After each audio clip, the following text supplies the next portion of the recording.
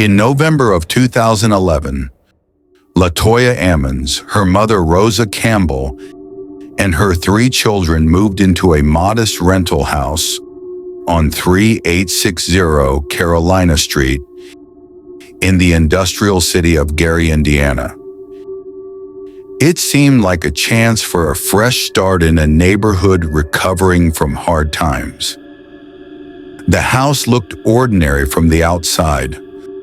Weathered siding, a screened-in porch, the faint hum of nearby factories. But early into their stay, odd things began to happen.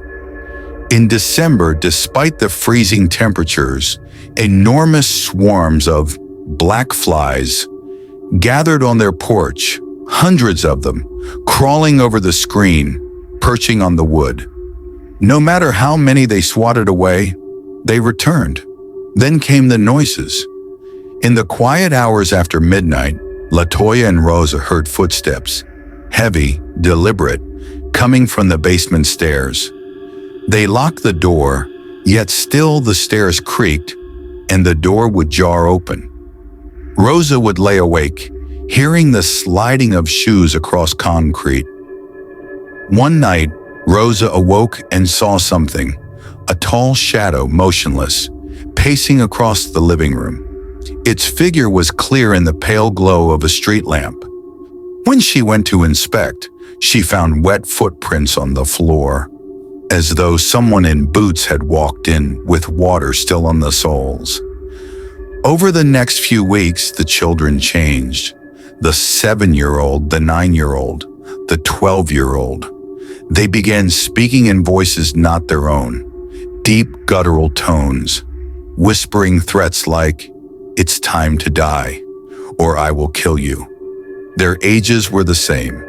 Their eyes would bulge, their grimaces twisted as though something inside them smiled. One March night in the 2012, the house entered a new level of horror. The 12-year-old daughter levitated above her bed for seconds before collapsing back, unconscious, unable to recall what had happened. The younger son was said to have walked up a wall backwards in front of social workers, medical authorities, the Department of Child Services, police officers, and a priest were all drawn into the case.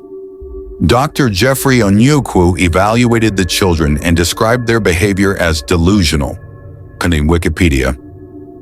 1.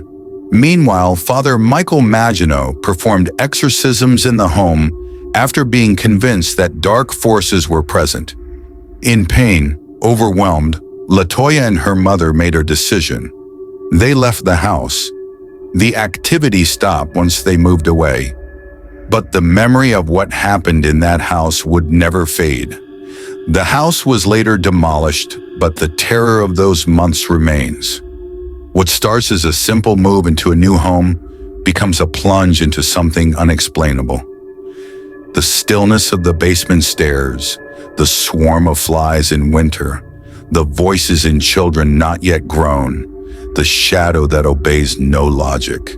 And you wonder, if this could happen to them, what might happen to you if you took the wrong house, in the wrong city at the wrong time? Because some houses aren't just homes. Some houses are waiting rooms, waiting for something to walk out.